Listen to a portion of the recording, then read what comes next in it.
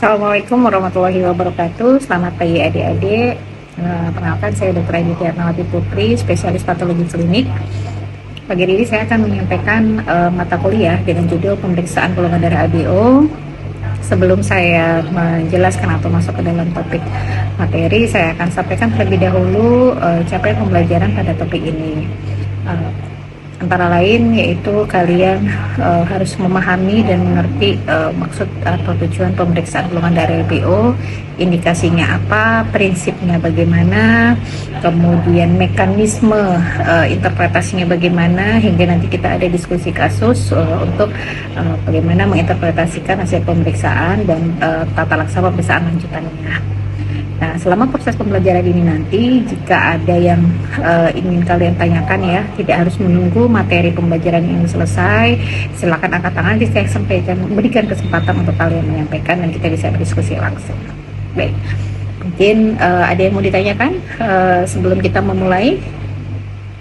Kalau belum ada, saya akan langsung masuk ke topik materi pada hari ini ya.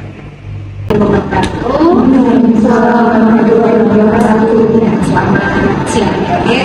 Saya Dr. Aditya Ernawati Putri. Saya dari Departemen Patologi Klinik. Saya akan memberikan kuliah dengan topik pemeriksaan golongan darah ABO. Sebelum nanti saya jelaskan pemeriksaan golongan darah ABO ini apa, saya mau sampaikan dulu capaian pembelajarannya. Jadi nanti setelah kalian mendapatkan materi ini, yang pertama tentunya kalian harus memahami apa sih pemeriksaan golongan darah ABO itu, pengertiannya apa, macamnya apa, indikasi pemeriksaannya apa, metodenya apa saja, dan yang terakhir interpretasinya. Tentunya kelima poin ini nanti di situ akan saya sisipkan tentang analitik, dan post analitik. Pokoknya kita semua kalau terkait pemeriksaan itu ya yang kita pegang ya, ABT di bidang kedokteran laboratorium atau di mahasiswa kedokteran, pokoknya 3 poin itu kalau terkait pemeriksaannya harus dipegang untuk logika dan memberikan hasil. Oke, baik. Mungkin dari capaian pembelajaran ada yang mau ditanyakan? Belum ya, masih oh ini. Oke, baik. Jadi pemeriksaan golongan darah ABO ini sebagai gambaran, kalau kalian mungkin ada yang pernah tahu proses donor darah atau sebelum donor darah kan ada proses pengambilan darah dari donor untuk kemudian diproduksi menjadi komponen. Nah, komponen darah ini nanti akan ditransfusikan ke pasien. Nah, proses pemeriksaan atau pengambilan darah untuk donor, disinilah kita memulai yang namanya pemeriksaan golongan darah. Ini kalau dalam konteks pelayanan transfusi darah. Tapi kalau sebelum ini semua, kalau kalian ingat, bahkan waktu kecil pun kalian sudah tahu ya, kalian itu golongan darah apa. Nah, jadi sebenarnya golongan darah ini juga identitas ya. Pada masing-masing kita ini, kita sudah harus tahu, bahkan ketika kita lahir itu sudah diperiksakan. Cuman karena kalau kita masih kecil itu kan, karena prinsip pemeriksaan golongan darah ini kan reaksi antigen antibody. Sangat mungkin bisa waktu bayi golongan darahnya apa, nanti dalam perjalanan waktu bisa berubah. Tapi itu tidak terjadi pada semua kasus. Jadi tergantung pada kadar antigen atau kekuatan antigen antibody pada pasien tersebut pada terkait dengan pemeriksaan. Jadi kalau kalian masing-masing pasti mungkin sudah punya KTP ya. Di KTP itu kan sudah tertera juga golongan darah apa. Nah, itu pasti sudah fix lah, insya Allah. Nggak mungkin kalau itu berubah lagi. Dan golongan darah ini, coba sih saya ingin tahu golongan darah kita itu yang umum apa aja deh.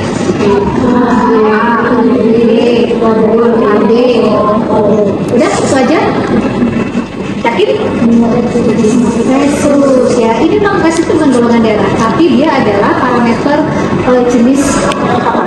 Di samping ABO ini ada kriteria resus yang hanya 2 pilihan, positif negatif, tapi ini wajib hukumnya harus juga kita periksakan. Ya, kenapa? Karena di samping ABO ini, resus ini adalah pemeriksaan jenis antigen darah yang kalau itu tidak sesuai, maka dia akan memberikan reaksi transfusi yang berat atau bisa sampai berat.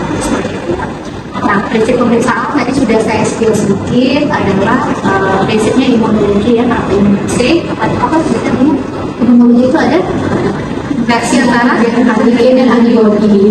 Kira-kira kalau di pemeriksaan golongan darah ABO ini, pemeriksaan itu siapa yang berperan sebagai antigen, siapa yang berperan sebagai antibody? Yang berpendapat? Betul, salah nggak apa-apa. Ini masih kuliah ya. bukan ujian.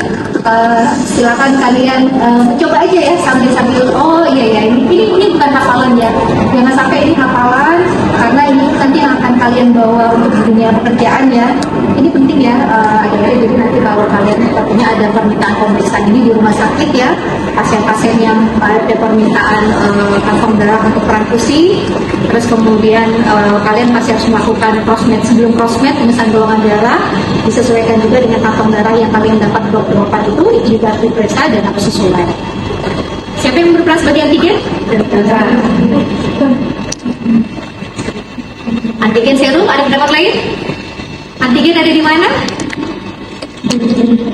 Di darah itu tuh ada eritrosit, ada leukosit, ada trombosit. Terus namanya darah kan berarti ada plasma, ada serum. Antigen ini ada di mana? Eritrosit ya, eritrosit. Kalau antibodi ada di plasma ya, atau di serum ya. Oke, berarti reaksi antigen antibodi ini artinya seseorang itu dikatakan dia golongan darah A jika antigennya apa, antibodinya apa? Antigennya A, antibodinya B. Selalu kebalikan. Bagaimana dengan golongan darah O? Tidak memiliki antigen, terus punyanya apa? Antibodinya apa? A dan B ya. Antibodi itu A dan B, tidak ada antibodi A, B tidak ada ya. Jadi antibodi itu pokoknya selalu lawannya antigen. Nah, tapi kalau antigen AB ada nggak? Jadi kalau misalnya orang yang golongan darah AB, golongan darahnya AB, berarti yang di dalam tubuhnya itu adanya apa? Coba adik. Sama antigen B, terus tidak ada gitu. Oke, antigen A dan antigen B, bukan antigen AB ya. Artinya apa? Di dalam darah berisi darah eritrosit itu, nanti di situ ada berapa? Ada 2 populasi sel darah yang memiliki atau mengekspresikan antigen A dan mengekspresikan antigen B. Kalau dia golongan darahnya A, ya semua eritrositnya itu ataupun leukositnya ataupun trombositnya itu dia mengekspresikan antigennya antigen A. Antigen itu apa sih? Ini basic dasar ya, tapi kalau paham ini bukan hafalan, nanti kalian ingat deh ada antigen itu protein ya. Protein yang melekat pada sel tersebut dan itu menjadi identitas dia, karakteristik dia. Nah, tadi kembali lagi prinsip antigen antibodi selalu berlawanan. Namanya antigen antibodi itu kayak key and lock, kayak kunci sama rumah kuncinya. Jadi sepasangnya dalam arti bukan A gandengannya antibodi B, tidak ya, itu bukan pasangannya, tapi prinsip pada tubuh manusia itu antigennya itu pasti berlawanan dengan antibodinya, karena kalau dia misalnya pasangannya atau bertemu seperti yang saya bilang key and lock ini maksudnya dia akan terjadi jadi apa deh? Kalau antigen sama antibodinya ini match, dia apa yang terjadi? Lisis. Nah, coba bayangin. Sudah ada yang pernah donor darah? Adik pernah? Oke. Bayangin nggak? Kamu golongan darahnya apa? A. Ingat nggak pada kertas golongan darah itu gimana hasil gambaran pemeriksaan golongan darahnya? Aglutinasi sama lisis. Kalau golongan darah A itu berarti apa yang aglutinasi, apa yang lisis?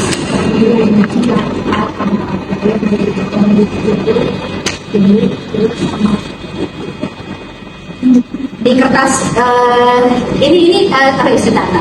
Sebelum kita masuk metode, ini saya ingin tahu ya, misalnya golongan darah A, di kertas itu ada tulisan A, B, O, ya.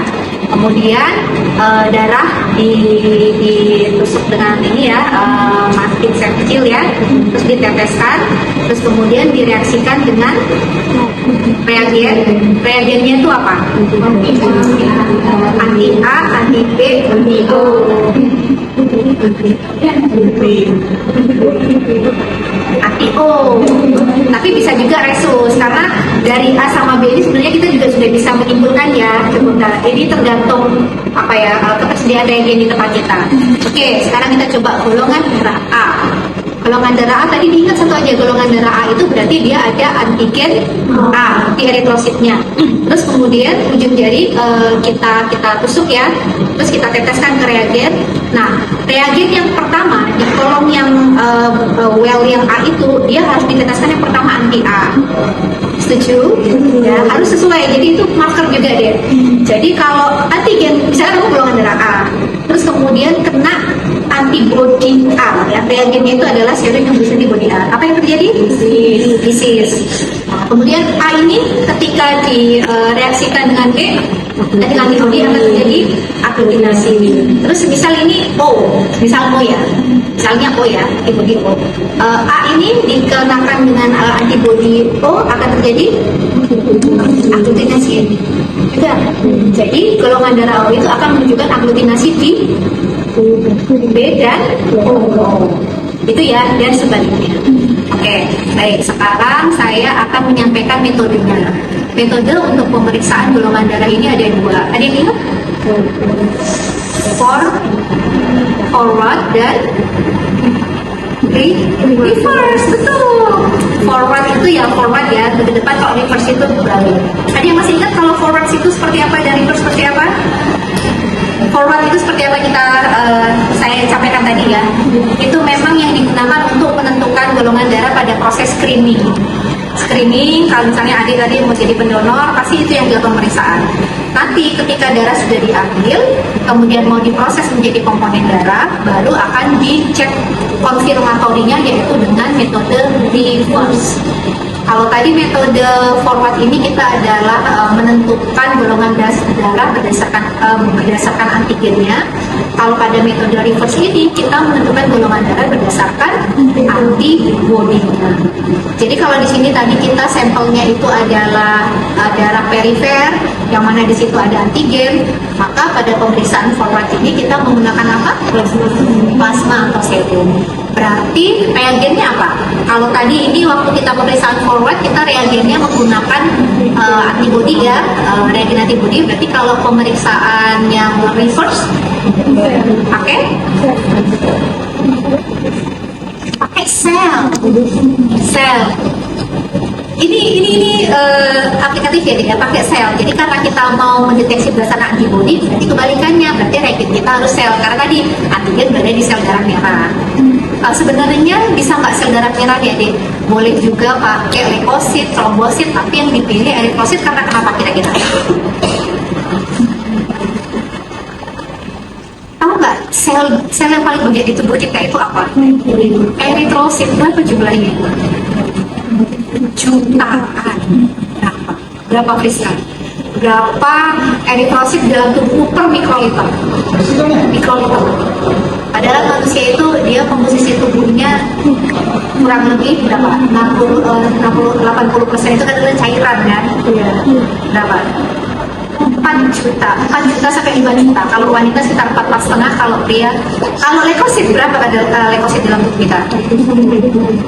Ribuan ya, atau kalau petak-petak infeksi belasan ribu ya, dibandingin juta sama ribu. Kalau trombosit ratusan ribu ya. Jadi bayangin nih perbandingannya antara yang jutaan, ratusan ribu sama ini. Artinya ketika kita mau melakukan pemeriksaan golongan darah yang periksanya itu adalah antigen antibody, maka dia harus mempunyai jumlah antigen yang cukup banyak untuk kita deteksi supaya dia bisa berikatan dan kita bisa visualisasi dengan apa? Makameter kan itu bukan pakai alat ukur yang bisa mendeteksi nanogram, mikrogram. Nah, sehingga kita harus punya cukup antigen supaya bisa berikatan dengan reagen yang kita miliki tadi, yaitu reagen antibody. Seperti itu. Sebaliknya juga nanti waktu kita mendeteksi golongan darah berat yang metode reverse yang pakai mengukur plasma antibody, maka kita pakai sel. Nah, sel ini juga banyak deh. Sel ini sebenarnya kalau zaman dulu itu prosesnya sampai kita buat itu harus di washing beberapa kali sampai benar-benar dapat selnya. Ya bayangin aja kalau tadi antigen yang kita dari darah kita yang mau kita periksa itu jutaan, kira-kira kalau ini mau jadi reagen untuk direaksikan sama plasma kita, ya jumlahnya sebanyak itu jutaan juga seperti itu. Cuma memang tidak sampai dikuantifikasi betul-betul ya, karena pokoknya bisa dapat pellet ya. Dan kalau plasma ya sentrifuge, terus plasmanya dibuang, tersisa pelletnya itu begitu ya, realnya harusnya jumlahnya jutaan. Itu yang gitu ya. Antara hasil forward sama reverse harus sesuai, harus sama. Reaksinya nanti sama yang dilihat, apakah hemolisis, apakah aglutinasi untuk menentukan dia jadi golongan darah. Oke, sekarang itu tadi pengertian, kemudian metode dan prinsipnya. Saya kan mau tanya, kalau indikasi tadi sudah ya, sambil jalan saya jelaskan. Inputnya adalah ya preanalitiknya. Preanalitik untuk pemeriksaan golongan darah ini apakah ada kekhususan? Harus puasa, harus apa? Terus kemudian darahnya harus harus minimal berapa mili? Tidak ada ya. Oke, setuju. Terus kemudian preanalitik yang penting lagi untuk yang forward nih pada saat screening, pernah melakukan nggak deh pengecekan golongan darah perifer yang pakai ini? Pernah? Apa yang harus kita apa namanya, perhatikan? Prosesnya gimana sih? Coba ceritakan prosesnya deh.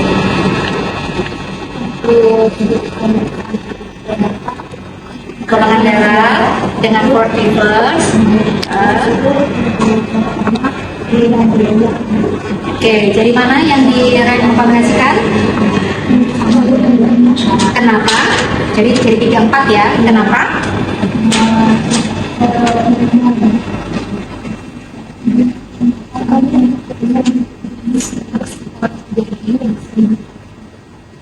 Kalau lebih sering dipakai untuk aktivitas, kenapa? Aliran darahnya lebih ini. Kamu kan? Oh, oke. Mana gimana? Ini malah lebih sering untuk aktivitas. Oh, yang lebih minit. Oke. Sehingga nanti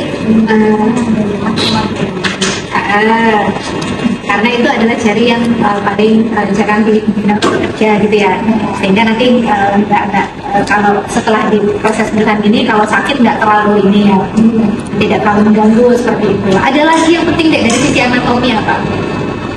Kalau kulit tipis itu semua sama kecuali jempol, justru kecuali jempol. Kenapa? Karena jempol ini yang paling sering digunakan aktivitas, sering dapat penekanan.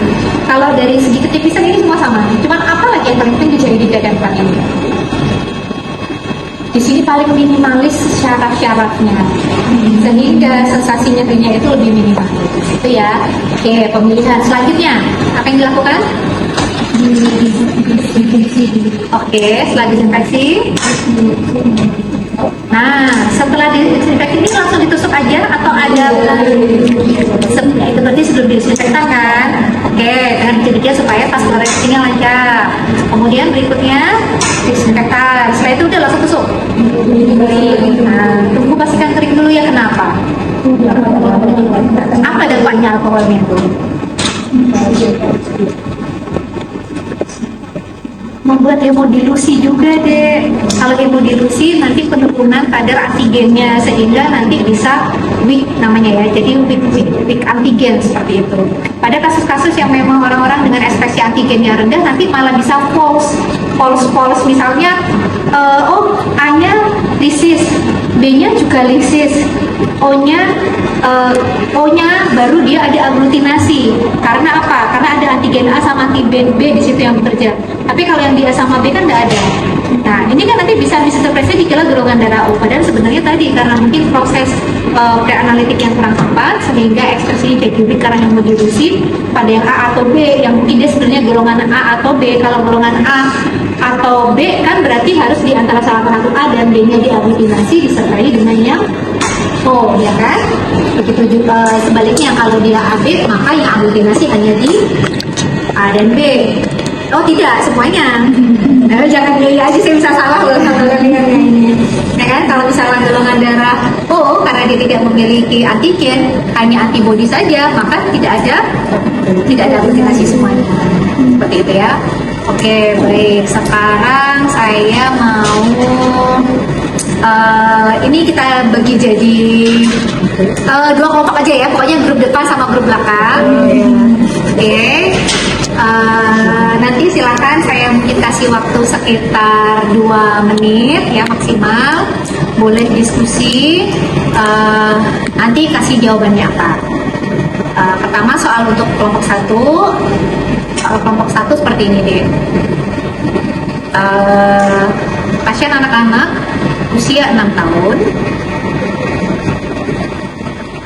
orang tua teridentifikasi golongan darah A, ibu golongan darah A, golongan darah A-nya A homozigot, kemudian ayah itu B homozigot, ya. Ibu dan ayah golongan darah berbeda dan sama-sama homozigot. Kemungkinan kalau mereka punya anak nih, anaknya golongan darah apa saja. Itu untuk kelompok 1. Kasih waktu 2 menit. Terus kemudian kelompok 2, pertanyaannya begini.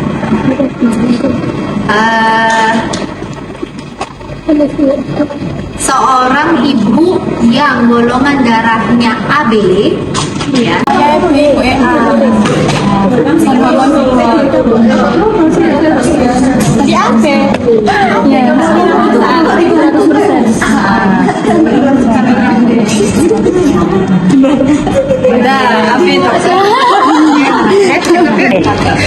Baik, adik-adik sudah cukup ya. Waktunya sudah kurang lebih 2 menit diskusi.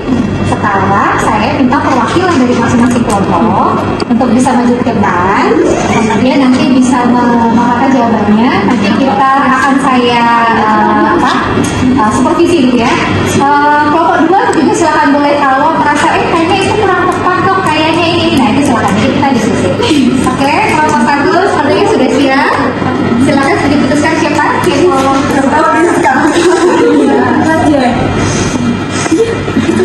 Ayo. Sini deh, di sebelah sini.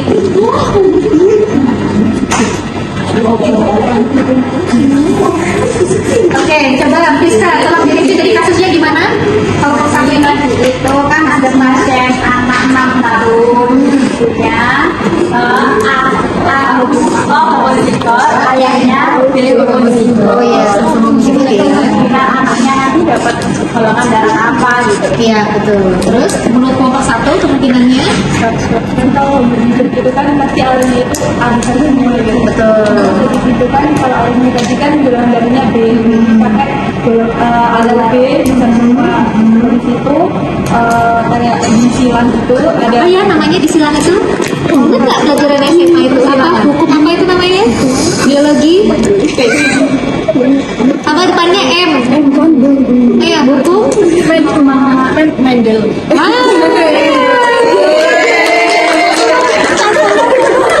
Itu hukum Mendel. Kalau dulu kita waktu SMA kan belajarnya apa? Misalnya kacang, kulit ini dan ini nih. Tapi pernah hukum Mendel ini diterapkan secara genetika ya untuk persilangan. Oke. Kelompok 2, halo kelompok 2. Kelompok 2 setuju nggak jawabannya kelompok 1? Setuju. Jadi 100% anaknya harus golongan darah A. Jadi kalau misalnya nanti ada anak yang golongan darah A, mungkin nggak ada yang golongan darah A? Enggak, soalnya itu orang tuanya nggak ada yang karena homozigot ya. Tapi kalau kita pemeriksaan golongan darah yang forward atau reverse, kita tidak bisa menentukan dia homo atau heterozigot ya. Setuju ya? Golongan darah A itu kan berarti ada homozigot, ada heterozigot. Golongan darah B juga demikian. Kalau O dan AB nggak ada homo, nggak ada hetero, karena ya sudah kalau AB ya pasti dia heterozigot A dan B ya. Kalau O dia nggak pernah sama sekali ya. Tapi ingat artinya kalau misalnya nih, oh ayahku A, ibuku B, terus golongan darahmu O, jangan terus nggak mungkin ya kalau misalnya karena kita nggak tahu loh ya ada B-nya homozigot atau heterozigot. Kalau heterozigot, kalau homozigot nggak mungkin, tapi kalau heterozigot mungkin. Oke, setuju kelompok 2? Oke, jawabannya kelompok 1 betul. Kita beri aplaus bersama. Terima kasih. Silakan duduk. Oke, berikutnya kelompok 2.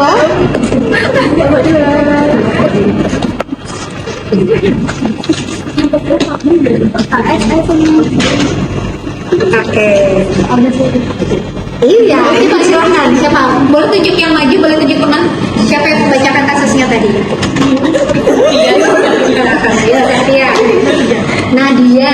Oh, Nadia. Oke, Nadia. Kasusnya itu disebutnya golongan darahnya AB, untuk ayahnya golongan darahnya B heterozigot. Oke, B heterozigot ya. Jadi kemungkinannya anaknya apa? Memiliki golongan darah AB sebesar 25%, golongan darah A 25%, dan golongan B 50%. Itu apa itu? Golongan darah coba lebih detail lagi. Jadi berapa persen tadi kan? Jadi kemungkinannya golongan darah AB, A, B Pokoknya tidak mungkin berarti maksudnya. AB-nya berapa persen? 25%, Terus kemudian A-nya 25%, B-nya 50%. B-nya tadi B heterozigot ya? Iya. Oh, oke. Terus homozigot atau heterozigotnya bisa nggak kita informasikan sampai sedetail itu? Gak bisa. Kenapa nggak bisa? Karena hanya bisa punya Hah? Tadi kan informasinya udah jelas deh. Golongan darah AB dan B heterozigot. Berarti lewat hukum Mendel tadi kita bisa menentukan. Jadi kemungkinannya B-nya B heterozigot atau homozigot? Heterozigot. Kenapa? Ada yang homozigot, ada yang heterozigot ya. Kelompok satu ada yang mau ditanyakan? Setuju? Setuju.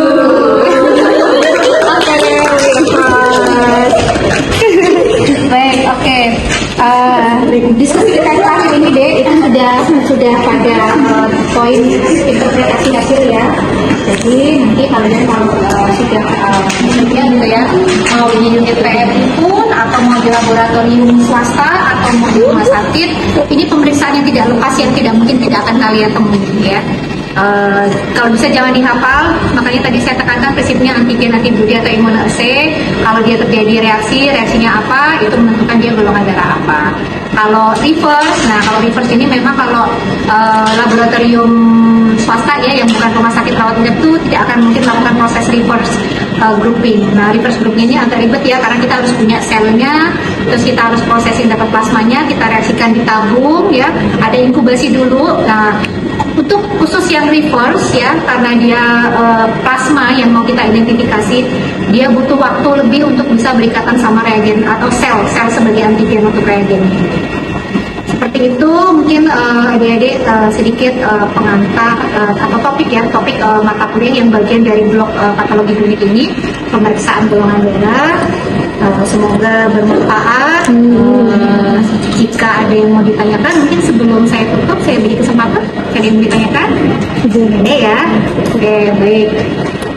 Mungkin demikian pemeriksaan golongan darah ADO bisa saya dapatkan untuk adik-adik. Semoga bermanfaat. Saya akhiri. Wassalamualaikum warahmatullahi wabarakatuh. Waalaikumsalam warahmatullahi wabarakatuh.